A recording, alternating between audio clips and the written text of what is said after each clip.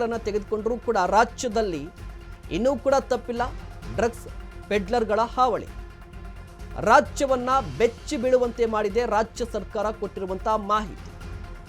Drugs ಪೂರೈಕೆ, ಮಾದಕ ವಸ್ತು ಸಾಗಾಣಿಕೆ, ಮಾರಾಟ ಎಗ್ಗಿಲ್ಲದೆ ನಡೀತಾ ಇದೆ. ಒಂದು ಡೇಟಾ ರಿಲೀಸ್ ಮಾಡಿದೆ ರಾಜ್ಯ ಸರ್ಕಾರ. ಸ್ವತಃ ರಾಜ್ಯ ಸರ್ಕಾರ ಕೊಟ್ಟಿರುವಂತಹ ಡೇಟಾ ಪ್ರಕಾರ 2024ರ ನವೆಂಬರ್ ಹೊತ್ತಿಗೆ ಒಟ್ಟು 3565 ಎಫ್ಐಆರ್ಗಳು ರಾಜ್ಯದಲ್ಲಿ ದಾಖಲಾಗಿವೆ. ನವೆಂಬರ್ 30ರವರೆಗೆ 2417 ಜನರನ್ನು ಬಂಧಿಸಿದ್ದಾರೆ ಪೊಲೀಸರು. ಆಗಸ್ಟ್ 30ರವರೆಗೆ ರಾಜ್ಯದಲ್ಲಿ ಕೆಜಿ ಗಾಂಜಾ ಡ್ರಗ್ಸ್ ಅನ್ನು ವಶಕ್ಕೆ ಪಡೆದುಕೊಂಡಿದ್ದಾರೆ.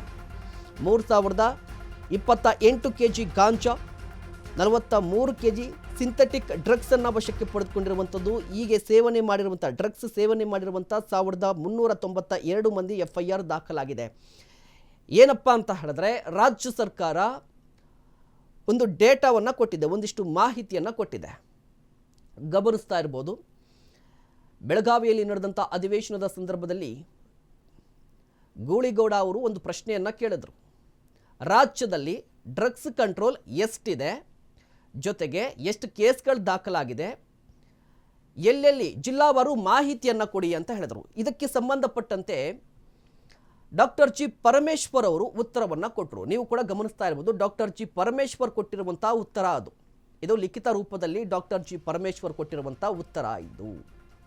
ಹಾಗಾದರೆ ಡಾಕ್ಟರ್ ಜಿ ಪರಮೇಶ್ವರ್ ಅವರು ಕೊಟ್ಟಿರುವಂತಹ ಉತ್ತರದಲ್ಲಿ ಏನಿದೆ, ಅಂಕಿಅಂಶಗಳನ್ನು ನೋಡ್ತಾ ಹೋಗೋಣ. ಏನಿದೆ ಅಂತ ಹೇಳಿ ಮುಖ್ಯವಾಗಿ ಗಮನಿಸೋದಾದರೆ, ರಾಜ್ಯದಲ್ಲಿ ಎಷ್ಟು ಜನ ಅರೆಸ್ಟ್ ಆಗಿದ್ದಾರೆ, ಜಿಲ್ಲಾವಾರು ನೋಡೋದಾದರೆ ಅತಿ ಹೆಚ್ಚು ಅರೆಸ್ಟ್ ಆಗಿರುವಂಥದ್ದು ಮಂಗಳೂರು ನಗರದಲ್ಲಿ. ಅತಿ ಹೆಚ್ಚು ಮಂಗಳೂರು ನಗರದಲ್ಲಿ ಅರೆಸ್ಟ್ ಆಗಿರುವಂಥದ್ದು 685 ಮಂದಿ, ಬೆಂಗಳೂರಲ್ಲಿ 338 ಮಂದಿ, ಹುಬ್ಬಳ್ಳಿ ಧಾರವಾಡ 206 ಮಂದಿ ಅರೆಸ್ಟ್ ಆಗಿದ್ದಾರೆ, ಹಾಸನದಲ್ಲಿ 108 ಮಂದಿ ಅರೆಸ್ಟ್ ಆಗಿದ್ದಾರೆ, ಅದೇ ರೀತಿಯಾಗಿ ಶಿವಮೊಗ್ಗದಲ್ಲಿ 107 ಮಂದಿ ಅರೆಸ್ಟ್ ಆಗಿದ್ದಾರೆ.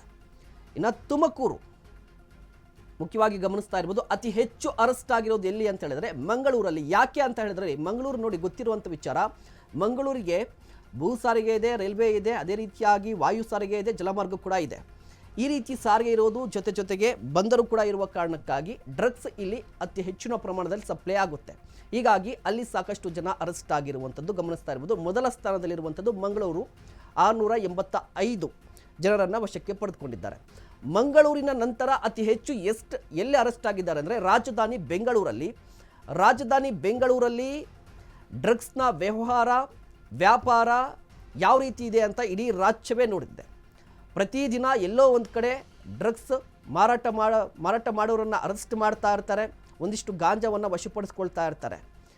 ಈ ಕೇಸ್ಗಳ ನೋಡಿದಂಥ ಸಂದರ್ಭದಲ್ಲಿ ಎಷ್ಟು ಜನ ಅರೆಸ್ಟ್ ಆಗಿದ್ದಾರೆ ಅಂತ ನೋಡೋದಾದರೆ, ಮುಖ್ಯವಾಗಿ 338 ಮಂದಿ ಬೆಂಗಳೂರಲ್ಲಿ ಅರೆಸ್ಟ್ ಆಗಿರುವಂಥದ್ದು. ಅದು ಈ ವರ್ಷದ ಮಾತ್ರ, ಇದು ಡೀಟೇಲ್ಸ್ ಬಂದಿರುವಂಥದ್ದು ಈ ವರ್ಷದ ಮಾತ್ರ. ಇನ್ನು ಹುಬ್ಬಳ್ಳಿ ಧಾರವಾಡ ಅಂತ ಹೇಳಿದ್ರೆ ಅಲ್ಲೂ ಕೂಡ ಗಾಂಜಾಗೆ ಸಂಬಂಧಪಟ್ಟಂತೆ ಸಾಕಷ್ಟು ಕೇಸ್ಗಳು ದಾಖಲಾಗ್ತಾ ಇರುತ್ತೆ. ಅದೇ ರೀತಿಯಾಗಿ 206 ಮಂದಿಯನ್ನು ಅರೆಸ್ಟ್ ಮಾಡಿದ್ದಾರೆ.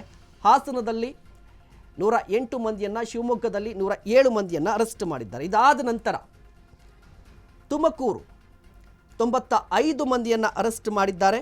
ಇನ್ನು ಬೆಂಗಳೂರು ನಗರ ಗ್ರಾಮೀಣದಲ್ಲಿ 85 ಮಂದಿಯನ್ನು, ಅದೇ ರೀತಿಯಾಗಿ ಕೊಡಗು 63 ಮಂದಿಯನ್ನು ಅರೆಸ್ಟ್ ಮಾಡಿದ್ದಾರೆ. ಮೈಸೂರಲ್ಲಿ 60 ಮಂದಿಯನ್ನು ಅರೆಸ್ಟ್ ಮಾಡಿದ್ದಾರೆ. ಇದು ಜಿಲ್ಲಾವಾರು ಎಷ್ಟು ಜನರನ್ನು ಅರೆಸ್ಟ್ ಮಾಡಿದ್ದಾರೆ ಅಂತ ಹೇಳಿ. ಇದ್ರ ಜೊತೆಗೆ ಜಿಲ್ಲಾವಾರು ಎಷ್ಟೆಷ್ಟು ಕೇಸ್ಗಳು ದಾಖಲಾಗಿದೆ ಅಂತ ಹೇಳಿ. ಜಿಲ್ಲಾವಾರು ಎಷ್ಟೆಷ್ಟು ಕೇಸ್ಗಳು ದಾಖಲಾಗಿದೆ ಅಂತ ನೋಡ್ಕೊಂಡು ಬರೋದಾದರೆ, ಮುಖ್ಯವಾಗಿ ಬಾಗಲಕೋಟೆಯಲ್ಲಿ 13 ಕೇಸ್ಗಳು ದಾಖಲಾಗಿದೆಯಂತೆ, ಬಳ್ಳಾರಿಯಲ್ಲಿ 29, ಬೆಳಗಾವಿ ನಗರದಲ್ಲಿ 21, ಬೆಳಗಾವಿ ಗ್ರಾಮೀಣದಲ್ಲಿ 20, ಬೀದರ್ನಲ್ಲಿ 21, ಅದೇ ರೀತಿಯಾಗಿ ಚಾಮರಾಜನಗರ 26 ಕೇಸ್ಗಳು ದಾಖಲಾಗಿದೆ, ಚಿಕ್ಕಮಗಳೂರಲ್ಲಿ 18 ಕೇಸ್ಗಳು ದಾಖಲಾಗಿದೆ, ಚಿತ್ರದುರ್ಗದಲ್ಲಿ 33, ದಕ್ಷಿಣ ಕನ್ನಡದಲ್ಲಿ 26, ದಾವಣಗೆರೆಯಲ್ಲಿ 19, 26 ಕೇಸ್ಗಳು ದಾಖಲಾಗಿರುವಂಥದ್ದು. ಇನ್ನು ಹುಬ್ಬಳ್ಳಿ ಧಾರವಾಡದಲ್ಲಿ 19 ಕೇಸ್ಗಳು ದಾಖಲಾಗಿದೆ, ಗದಗದಲ್ಲಿ 7, ಹಾವೇರಿಯಲ್ಲಿ 18, KGF ಅಲ್ಲಿ 24 ಕೇಸ್ಗಳು ದಾಖಲಾಗಿದೆ. ಕಲಬುರಗಿಯಲ್ಲಿ 5 ಕೇಸ್ಗಳು ದಾಖಲಾಗಿದೆ. ಅದು ಕಲಬುರಗಿ ಗ್ರಾಮಾಂತರ. ಕಲಬುರಗಿ ನಗರದಲ್ಲಿ 20 ಕೇಸ್ಗಳು ದಾಖಲಾಗಿರುವಂಥದ್ದು. ಅದೇ ರೀತಿಯಾಗಿ ಕೋಲಾರ ನಗರ ಇದು 20 ಕೇಸ್ಗಳು ದಾಖಲಾಗಿರುವಂಥದ್ದು. ಮಂಡ್ಯದಲ್ಲಿ 11 ಕೇಸ್, ಮೈಸೂರಲ್ಲಿ 20, ರಾಯಚೂರಲ್ಲಿ 3 ಕೇಸ್ಗಳು ದಾಖಲಾಗಿದೆ.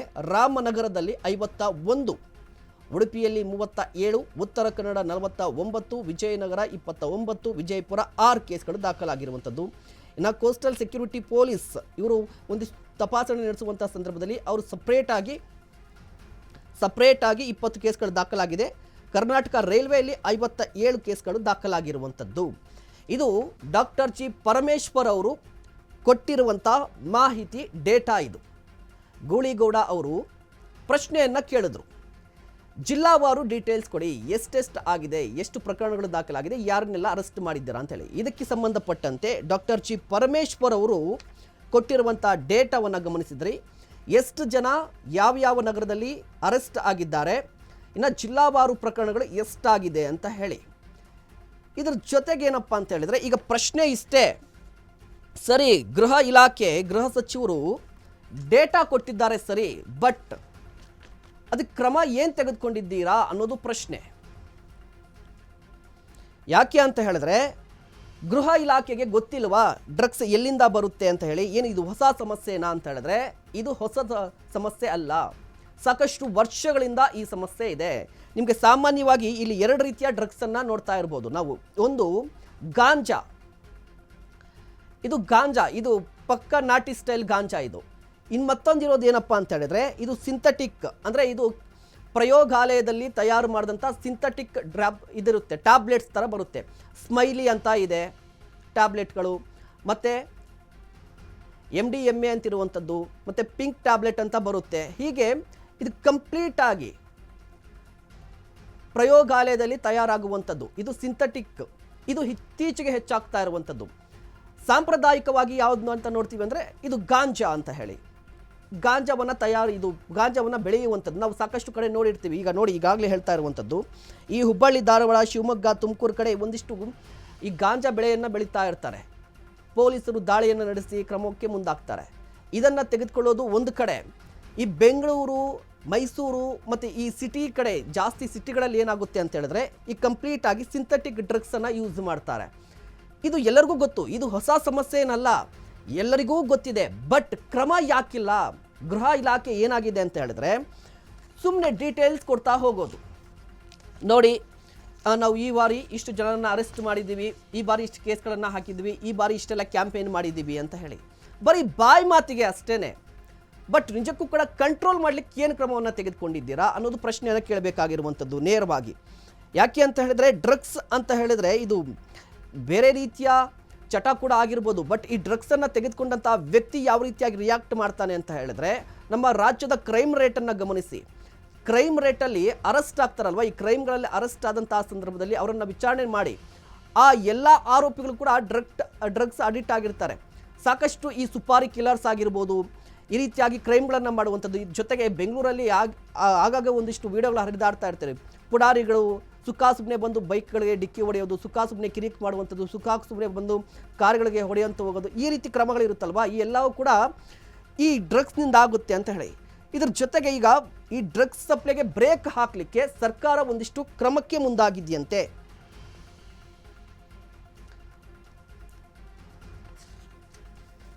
ಒಂದಿಷ್ಟು ಕ್ರಮಕ್ಕೆ ಮುಂದಾಗಿರುವಂಥದ್ದು ಯಾವ ರೀತಿ ಅಂತ ಹೇಳಿದ್ರೆ, ಈವೆಂಟ್ ನಡೆಯುವಂಥ ಸ್ಥಳಗಳು, ಹೋಟೆಲ್ ಮೇಲೆ ನಿಗಾ ವಹಿಸುವಂಥದ್ದು. ಈವೆಂಟ್ಗಳು ನಿಮಗೆ ಬೆಂಗಳೂರನ್ನು IT ಹಬ್ ಅಂತ ಹೇಳ್ತೀವಲ್ವ, ಅದೇ ರೀತಿಯಾಗಿ ಬೆಂಗಳೂರನ್ನು ಪಾರ್ಟಿ ಹಬ್ ಅಂತ ಕೂಡ ಕರಿತೀವಿ. ಕಾರಣ ಇಷ್ಟೇ ನೋಡಿ, ಬೆಂಗಳೂರಿಗೆ ಒಂದು ವಿಚಿತ್ರವಾದ ವಿಶೇಷ ಇದೆ. ನಿಮಗೆ ಬೆಂಗಳೂರು ನಗರ ಆಂಧ್ರ ಪ್ರದೇಶಕ್ಕೆ ತುಂಬ ನಿಯರ್ ಆಗಿದೆ. 1 ಅವರ್ ಆದರೆ ನೀವು ನಮ್ಮ ಗಡಿಯಿಂದನೇ ದೂರ ಹೋಗ್ಬೋದು. 1 ಅವರಲ್ಲಿ ನೀವು ಆಂಧ್ರ ಪ್ರದೇಶವನ್ನು ತಲುಪಬಹುದು, 1 ಅವರಲ್ಲಿ ತಮಿಳುನಾಡನ್ನು ತಲುಪಬಹುದು. ಈ ವಿಶೇಷತೆ ಇರೋ ಕಾರಣಕ್ಕಾಗಿ ಇಲ್ಲಿ ಏನಾದರೂ ಪಾರ್ಟಿ ನಡೆದ್ರೆ ಇದು ಪಾರ್ಟಿ ಹಬ್ ಆಗಿ ಇರುವಂಥದ್ದು. ಇಲ್ಲಿ ಒಂದಿಷ್ಟು ಚಟುವಟಿಕೆಗಳು, ಅಕ್ರಮ ಚಟುವಟಿಕೆಗಳು ಕೂಡ ನಡೆಯುತ್ತೆ. ಡ್ರಗ್ಸ್ ಪಾರ್ಟಿ ಕೂಡ ಇದೇ ಕಾರಣಕ್ಕಾಗಿ ನಡೀತಾ ಇರುತ್ತೆ. ಇದು ಕ್ರಮಕ್ಕೆ ಏನಪ್ಪ ಅಂತ ಹೇಳಿದ್ರೆ, ಈವೆಂಟ್ ನಡೆಯುವಂಥ ಸ್ಥಳಗಳು ಮತ್ತು ಹೋಟೆಲ್ ಮೇಲೆ ಹೆಚ್ಚಿನ ನಿಗಾವನ್ನು ವಹಿಸಬೇಕಾಗುತ್ತೆ. ಇದರ ಜೊತೆಗೆ ಇಂಜಿನಿಯರ್, ಮೆಡಿಕಲ್ ಕಾಲೇಜುಗಳ ಸಿಬ್ಬಂದಿ ಬಳಿ ಕಾಲೇಜುಗಳಲ್ಲಿ ಸಿಬ್ಬಂದಿಯನ್ನು ನಿಯೋಜನೆ ಮಾಡಬೇಕಾಗಿರುವಂಥದ್ದು. ಇಲ್ಲಿ ಇಂಜಿನಿಯರ್ ಮತ್ತು ಮೆಡಿಕಲ್ ಕಾಲೇಜು ಬರುತ್ತಲ್ವಾ, ಹೆಚ್ಚಾಗಿ ಎಲ್ಲಿ ಈ ಶ್ರೀಮಂತರು ಹೆಚ್ಚಾಗಿ ಈ ಇಂಜಿನಿಯರಿಂಗ್ ಕಾಲೇಜು ಮೆಡಿಕಲ್ ಕಾಲೇಜುಗಳಲ್ಲಿ ಇರ್ತಾರಲ್ವಾ, ಈ ಸಿಟಿ ಕಡೆ ಹೆಚ್ಚಾಗಿ ಈ ಸಿಂಥೆಟಿಕ್ ಡ್ರಗ್ಸನ್ನು ಯೂಸ್ ಮಾಡ್ತಾರೆ. ಹೀಗಾಗಿ ಅಲ್ಲೆಷ್ಟು ಸಿಬ್ಬಂದಿನ ನಿಯೋಜನೆ ಮಾಡಬೇಕು. ಕಾಲೇಜು ಬಳಿ ಇರುವಂಥ ಪೆಡ್ಲರ್ಗಳನ್ನು ಅವ್ರ ಬಗ್ಗೆ ನಿಗಾ ವಹಿಸಬೇಕಾಗಿರುವಂಥದ್ದು. ಮೆಡಿಕಲ್ ಸ್ಟೋರ್ಗಳಲ್ಲಿ ಕೂಡ ತಿಳುವಳಿಕೆ ಮತ್ತು ಎಚ್ಚರಿಕೆಯನ್ನು ನೀಡಬೇಕು ಮೆಡಿಕಲ್ ಸ್ಟೋರ್ಗಳಿಗೆ ಸಂಬಂಧಪಟ್ಟಂತೆ. ಇನ್ನು ಪೆಡ್ಲಿಂಗ್ನಲ್ಲಿ ತೊಡಗಿರುವಂಥ ವಿದೇಶಿ ಪ್ರಜೆಗಳ ಚಲನವಲನ ಬಗ್ಗೆ ಕೂಡ ನಿಗಾವನ್ನು ವಹಿಸಬೇಕಾಗುತ್ತೆ. ಡಾಗ್ ಸ್ಕ್ವಾಡ್ ಮೂಲಕ ಕೊರಿಯರ್ ಪಾರ್ಸಲ್ಗಳ ಚೆಕ್ ಮಾಡಬೇಕಾಗುತ್ತೆ. ಹೊರ ರಾಜ್ಯಗಳಿಂದ ಬರುವಂಥ ಬಸ್ ರೈಲುಗಳಲ್ಲಿ ಬರುವಂಥ ಪಾರ್ಸಲ್ ಚೆಕ್ ಮಾಡಬೇಕಾಗುತ್ತೆ. ಅದೇ ರೀತಿಯಾಗಿ ಫಾರಿನ್ ಪೋಸ್ಟ್ ಆಫೀಸ್ಗೆ ಬರುವಂಥ ಪಾರ್ಸಲ್ಗಳ ಮೇಲೆ ಕೂಡ ನಿಗಾವನ್ನು ವಹಿಸಬೇಕಾಗುತ್ತೆ. ಮುಖ್ಯವಾಗಿ ಹೋಟೆಲ್, ಬಾರ್, ರೆಸ್ಟೋರೆಂಟ್ಗಳಿಗೆ ಭೇಟಿ ನೀಡುವ ಸಂದರ್ಭದಲ್ಲಿ ಒಂದಿಷ್ಟು ತಪಾಸಣೆ ನಡೆಸಬೇಕು. ಅಂತಾರಾಜ್ಯ ಜಿಲ್ಲಾ ಗಡಿಗಳಲ್ಲಿ ಚೆಕ್ ಪೋಸ್ಟನ್ನು ನಿರ್ಮಾಣ ಮಾಡಬೇಕು. ಇದು ಎಲ್ಲರಿಗೂ ಗೊತ್ತಿರೋ ವಿಚಾರನೆ. ಯಾವ ರೀತಿ ಕ್ರಮವನ್ನು ತೆಗೆದುಕೊಳ್ಬೇಕು ತಡೆಗೆ ಅಂತ ಹೇಳಿ.